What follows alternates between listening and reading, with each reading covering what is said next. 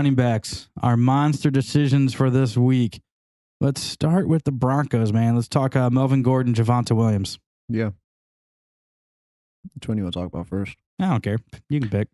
Well, it doesn't matter. They're the exact same. Yeah, unfortunately. They're both just low influx plays. Melvin Gordon somehow a top 20 running back on the season. But looking at them, they're just like not that great. I think it's really just that week one performance that has such a point edge on Javonte Williams. But lately it's been so close, so right down the middle between these two's workload and usage, who sees what, where they see it at. I still think Javonte Williams is a better running back. 100%. But yeah, they're just not going to hand it over to him yet. Yeah, no, I mean, honestly, man, you're looking at one seeing, a little over 50%. The other one's close to 50 as far as snaps. 11 attempts, for Williams versus, 10 for Melvin Gordon. They each saw 3 targets and they each caught 3 balls. So, I mean, they're literally so stupid close. Like this is the epitome of what we hate about having a committee. Yeah. Because you can't pick either one. Honestly, I have Javonte Williams on my team, and he won't see the field until this changes. No, yeah. If you're gonna play, I don't care which one you play, but they're both just low end plays. Like, yeah, I mean, I wouldn't play either one. That's just my opinion, which is why he'll sit on my bench. But I'm not saying get rid of him because I do think at some point we're just a small injury away from Javonte Williams taking over. Been dealing with injuries. Like he was questionable going into last week's game. But still, Javonte Williams could get hurt, and then Melvin Gordon could just take it over too. Right. Well, and if I'm not mistaken, neither Melvin of them Gordon are bad. Like Melvin Gordon's not a bad running back. He's had stretches where he's looked very good this year. Oh yeah, for sure. Again, week 1 was amazing. Yeah. The Jets week 3 was really good. But I mean, he's still dealing with that hip, if I'm not mistaken. So he's been limited this week. Mm-hmm. We'll just have to wait and see. He's one of those veteran players who, if he practices, that's a rare occurrence. Yeah, it must be nice when you get to that level, right? Yeah. All right, let's go talk Dearness Johnson. Yeah, let's talk Cleveland running backs. And this is in case Nick Chubb doesn't play. Because if Nick Chubb plays, neither of these really matter, and you play Nick Chubb. Yeah, 100%. So who would you pick if you want to pick either of them if Nick Chubb's not out there? Because Kareem Hunt will also be gone. So, I mean... Little fact, so Dearness Johnson has not really played at all this season. Right. Like, at all. He's had some stretches last year where he's looked pretty good. Pretty much anyone in this backfield looks good. They just are a very good running team. Yeah. My problem is Demetric Felton, he's played in every game for the Browns this season, except week 1. He didn't have a snap. He hasn't seen 1 rushing attempt all season. That is true. We just talked briefly about this earlier. And when I went and looked at all of his statistics, I'm even looking at just his snap percentages, and his snap percentages for playing in every game is still really bad. Oh yeah, it's very and low. Outside of the receiving work, he's not really getting much. He's got 1 touchdown in the year. I do like Demetric Felton a lot. I think he's very, very talented if you get him in space. He's okay. But I would go Dearness Johnson. You got if to. I'm starting one of these running backs. I think he will see the vast majority. He's the of more running back attempts. style. Yes, and he's proven it before in the past. He can handle it somewhat. They're playing Denver though. It's a Thursday night game. I don't want to play either of them. Yeah, I mean, I would pick up Dearness Johnson. I think there's a chance Denver blows the Browns out in this game. Baker looks shaky, dealing with the injury. No Kareem Hunt, no Nick Chubb. I think that's really going to hurt. And honestly, if Cleveland's wanting to make a good playoff run, I don't think Baker or Chubb should play this week. Mm-hmm. You still got plenty of games here. Sitting them both a week wouldn't be the worst thing. Yeah. And if that happens, their bye week is until week 13. Yeah, so they still got a long ways to go. Yeah, I mean, it's still going to be. It would be rough, but yeah, that's fair. No one sounds good. That works. I'll take that. Okay. Next guy. All right, J.D. McKissick. McKissick. We just put him on here because the Antonio Gibson injury, but this is a no question. J.D. McKissick is going to be a great play this week. Great play. Yep. He's been playable with Antonio Gibson half the games he's played this season. In the game last week where Antonio Gibson was in and out of the lineup, J.D. McKissic saw 61% of the snaps. Still had 8 rushing attempts, which isn't a lot, but for 45 yards and 10 targets for 8 receptions and 65 yards. The passing game has not looked great the past couple weeks. Mm-hmm. Taylor Heineke wasn't the best call last week for us. No, that wasn't. But J.D. McKissic is going to get a lot of volume in this game. End zone might be hard to find, but between the receptions and the yardage, it's going to be a good play. Yeah, and keep in mind, guys, like Green Bay should just bury Washington. Yeah. They should bury him. And keep in mind, guys, like this defense for Washington is not what it used to be. Not what people thought it was going to be this year. It's definitely not. Chase They're going to have to pass the ball a lot on that defensive line, but yeah, they're going to have to pass the ball a lot. And the thing with J.D. McKissic is not only can he run between the tackles, he can be excellent in the receiving game. I do not see a way where he still won't have at least 10 or 11 targets this coming week. Yeah, it'll be around 10, and I would expect like 12 rushing attempts, somewhere around there. Yeah. Because they do still have Jared Patterson, who I did like his tape coming out of college. He's just... Which he was a preseason, like, superstar. Yeah, he can make plays, but he's just seen like nothing on the season so far. So I still think McKissic's going to see like that 60% of snap. I know we talked about this on like our rookie preview for him. Just thanks for bringing Jared Patterson up, but they kept saying that he can't catch the ball. He can't catch the ball. Well, dude, all preseason, what was he doing? He was catching the ball. He has 2 catches on the year. Yeah, but I'm talking about in preseason though. Like they were throwing to him a lot. Guys, don't be surprised if Jared Patterson comes out and does something too. He could see it won't be as good as J.D. McKissic, but I still think he's very entertaining. I like this tape a lot. Yeah, if you want to watch some like incredible that 8 college touchdown tape, or whatever, yes, for Buffalo, yeah, he had like 21 touchdowns last. Look up Jared Patterson collegiate stats. And then watch the tape. Go enjoy. We'll put it that way. A man among boys. God, it wasn't even fair. Yeah, that was good stuff. All right, let's go talk Atlanta running backs. We got Mike Davis, Cordell Patterson. What do you think of Mike Davis this week? Well, the last time we saw him, he actually scored double-digit points for the first time. He has been so consistent with his point output.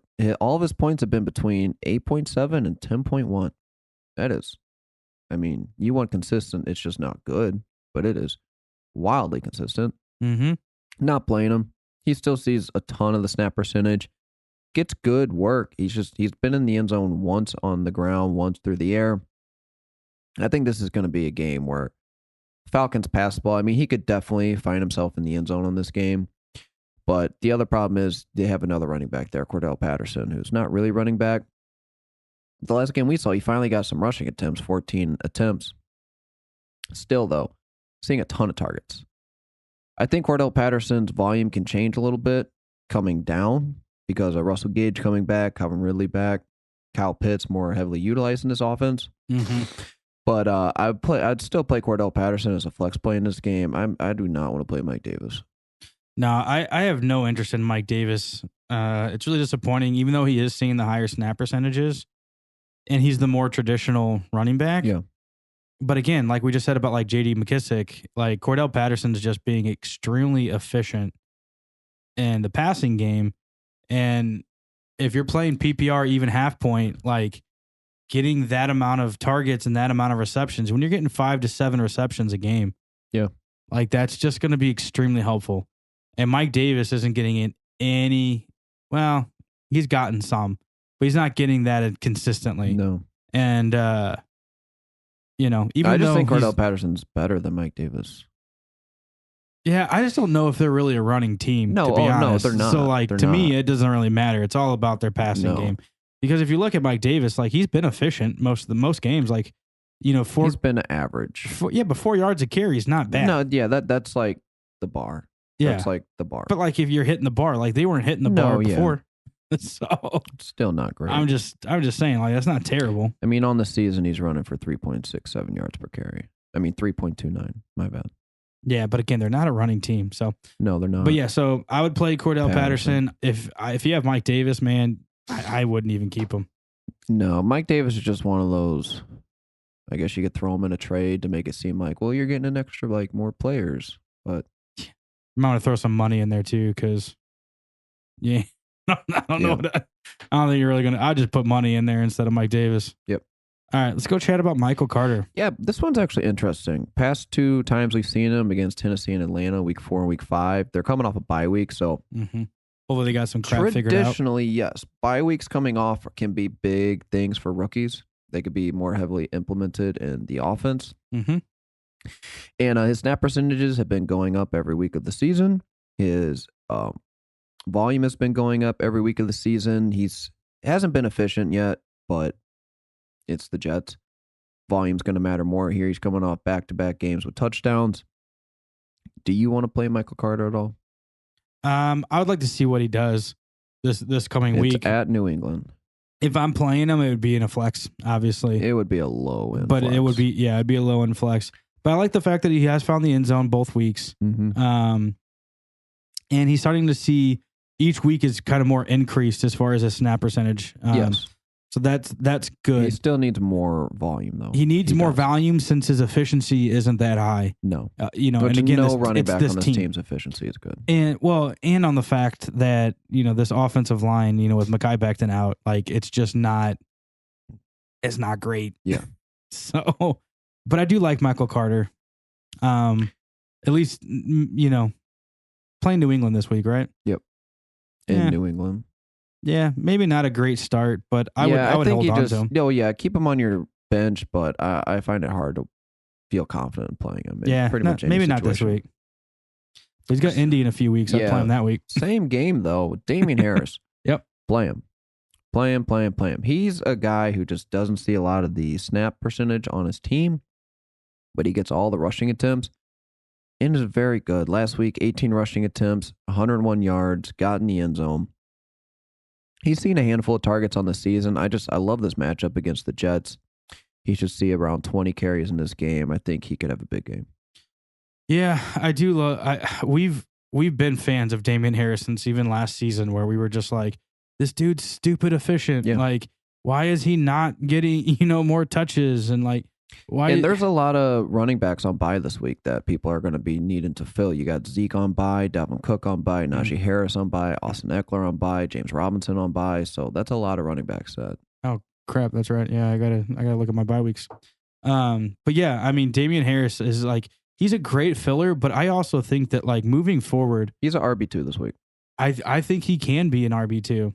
Yeah, I definitely think so, especially in this offense where it's. Mac Jones isn't really the passer that I shouldn't say I wasn't a fan, but that people thought he would be. He's just mediocre. That's what his tape kind of screamed out in college. Yeah. And the only thing I would like to see is getting some more targets. Yeah, that's just not going to happen, dude. Yeah, it's just not. But that's why he doesn't, yeah. And I don't want to see Ramondre Stevenson continuing to get more touches. Yep. So move on. Baltimore running backs. Yeah, let's go Latavius Murray first. Isn't that who you wanted to go first? I don't want to talk about the Ravens running backs. Oh, okay. Well, then let's skip it. Can we skip it? Yeah. Why'd you put him on the list? Because we need to talk about him, but I just don't want to. I don't know which is better. You can just take a guess. Yeah, Latavius Murray saw 9 rushing attempts last week for 44 yards and a touchdown. Devonta Freeman saw 9 rushing attempts for 53 yards and a touchdown. Yeah. Freeman was on the field more. I mean, Murray was on the field a little bit more. Tyson Williams, healthy scratches now. I guess if you pick one, it's Latavius Murray, but I don't want to pick one. Yeah, dude, you also forgot to mention Le'Veon Bell, by the way. Yeah, he did. Wasn't his a receiving touchdown he got? No, man. He was a rushing touchdown. I thought he was a wide receiver. 8 did for anyone 18. else think he was a wide Yeah, it was 17 Did anyone else or whatever. think he was a wide receiver? Yeah. Yeah. I thought he was a wide receiver out there. Yeah. He actually looked really tall out there, too. Like, is he normally? How tall? Oh, he is 6'1", so he is that tall. Okay, so yeah, that works. But yeah, anyways, no, he had 8 attempts for 18 yards and a touchdown. So, yeah, he's definitely the last one I would start on this team. If I had to pick one, it's Murray, but that's a low end flex play. Yeah, I have Latavius Murray. Then all this just really took me off. I've had him this entire season in Dynasty, yet to play him. Yeah, I haven't played him either. No, I played him 1 week. And it was week 4 against Denver, so it was one of his better weeks, but still, just is garbage. Yep. Are we done with them? Yes. So we can. Okay, let's go. Yeah. Miles Sanders. Yeah. Don't play him. Nope. He just can't. Like, his efficiency has been pretty good this season in every game. His problem is he's just not seeing any work. And they just did not run the ball last week against Tampa. They had no chance. Tampa got up early. All the running came from Jalen Hurts. Had 2 rushing touchdowns in that game. Miles Sanders does not have a touchdown on the season. Yep. He scored over 7 points once, and that was week 1. Mm-hmm. Do not play. Yeah, if you remember at the beginning of the year, man, we said stay away from Miles Sanders. Like we wanted nothing to do with it. And this wasn't even a Kenneth Gainwell had more. Kenneth Gainwell did nothing last week, surprisingly, in that game. He did nothing. Right. Like I'm actually more of a fan of Kenneth Gainwell. In fact, he's actually higher. I still think Sanders is the better running back, like between the tackles, but Kenneth Gainwell he is a very explosive player. Yeah. Yeah. You go Las Vegas? Yeah, let's go same game, yeah. Josh Jacobs, Kenyan Drake. You play Josh Jacobs. Josh Jacobs has not been efficient on the ground this season, but he's been getting in the end zone a lot. He's that guy for them. This team is able to move the ball, and every week he's played except one, he's given you double-digit points. You just keep rolling him out there. It's not going to be spectacular. Maybe he'll have a 2-touchdown game, maybe get close to 100 yards. But a couple of the games he's seen the receiving work. You just got to play him. It's just not pretty. Yeah. I do think it's going to get better, though. But I still thought it was so strange that they brought in Kenyan Drake, this offseason. Who we can talk about. Finally had a good game. He had 4 rushing attempts. Well, just because he scored 2 touchdowns. Yeah, he had 4 rushing attempts and 2 targets. He got in the end zone twice. Yeah. So that's why he had a good game. Don't play him. Yeah. You want to know the week before that against Chicago? He had 1.1 points. Mm-hmm. And the week before that, he had 0.2 points. Mm-hmm. Don't play him. Yeah.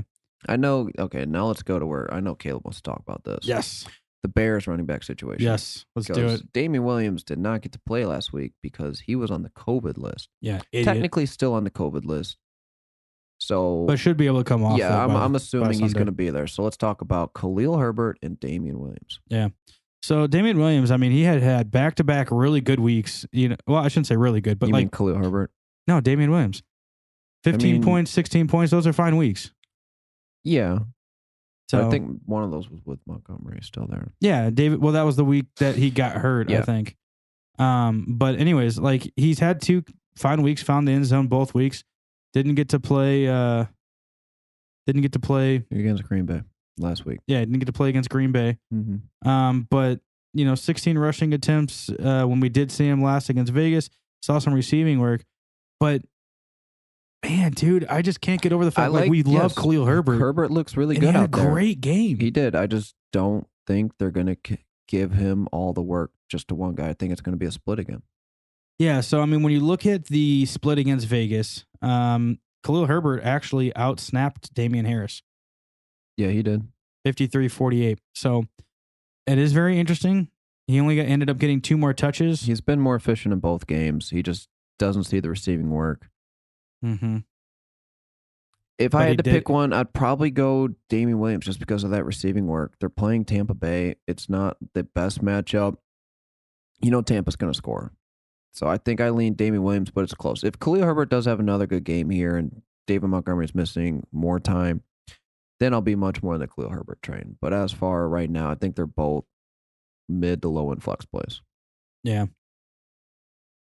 Yeah, it just sucks because, if you went and thought like, oh man, Damian Williams is going to be a boss with David Montgomery out. Yep. Surprise. Y'all forgot about this guy. Okay. Let's go Elijah Mitchell. Yeah. Playing Indy. Good matchup. Great matchup. I think he's a flex play because last week, week 5 against Arizona, I believe Trey Sermon saw 1 carry in that game. I think Elijah Mitchell is their guy right now, and I think you play Elijah Mitchell as a flex play. Yeah, so I said that at the beginning of the season, because everybody was, Trey Sermon, going to San Francisco, he's going to be amazing. And I said no. Everything coming out of the draft and everything that I was hearing out of San Francisco was, dude, they loved Elijah Mitchell. They just loved him. It fit the offense. It fit the scheme that they were really wanting to play. And you're seeing it right now. He's starting over a guy that was drafted like 3 rounds ahead of him. Like, I mean, it's insane. he's efficient when he's in there, outside of one game against Philly where he wasn't that great. But I'm taking my shot with Elijah Mitchell coming back. I think he's going to be fine. He gets this receiving work as well. It's a flex play. I don't feel great about it because San Francisco could still just it could be a Trey Sermon. It really could. It could. You never know what they're going to be doing. But, it could. But this, I mean, if you're going to play him though, like I love this matchup against Indy. It would be a really, really good time to toss him in there in a flex. Yeah. Last person on the list. Alex Collins. Yes. This one's easy if he's out there. You play him. It's 100%. A tough matchup against New Orleans, but he did just play Pittsburgh and had he was good out there. He was definitely the best part of the Seahawks offense. 20 carries, 101 yards, got in the end zone. He's still got some juice. Yeah. He's been around the league a while. He's been on a few different teams. Well, he's only 27. Yeah. That's a old running back, though. Yeah, I mean, we just talked about Damian Williams. He's 29. Yeah, but a lot. Yeah, okay. Whatever. Outliers. Okay. Outlier. You play Alex Collins if he's healthy. Yeah, I'm totally fine with it. I thought he looked amazing in this Pittsburgh game. I wish he would have done a little bit more on the receiving side, but you don't really need to when you got two stud wide receivers out there. But whatever. If he's not out there though, who do you? Travis Homer. Yeah, I think I lean Homer too. DJ Dallas. Not that I don't like DJ Dallas. Yeah, I feel like he's just big. The receiving. DJ Dallas is like huge, isn't he? Yeah, 214 and 5'10. He's like a little it's like a little rock. That's tough. Which one I'd prefer more over Homer or Dallas? I don't think it matters. If Alex Collins isn't out there, I don't think either of them are good enough to go against New Orleans run defense. Well, let's just put it this way. Yeah, I mean, if we're just talking about this 1 week, if Alex Collins isn't playing, I'm not playing anyone on this offense. Well, running back wise. Yeah. Yeah. No chance. I agree. And I mean, even then, like wide receiver wise, you're not going to sit either one of those guys, but like, I'm not going to be happy to play running him. Back I'd be interested in playing though if they signed him. Cam Newton. Gosh. Please sign Cam Newton. Dude, you need another dynasty. Do you still have him in dynasty? No. Oh, okay. No. I didn't know if you still did. Nope. You keep hanging on to these guys thinking that they're going to do something again, so you never know.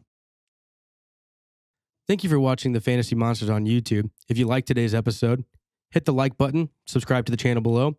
We also have a merch store we want you to check out with all new gear that we've got available. That'll be in the description. Also, if you want to see any past videos, you can check that out as well. Thank you so much for watching the Fantasy Monsters. We'll catch you next time. Have a good one.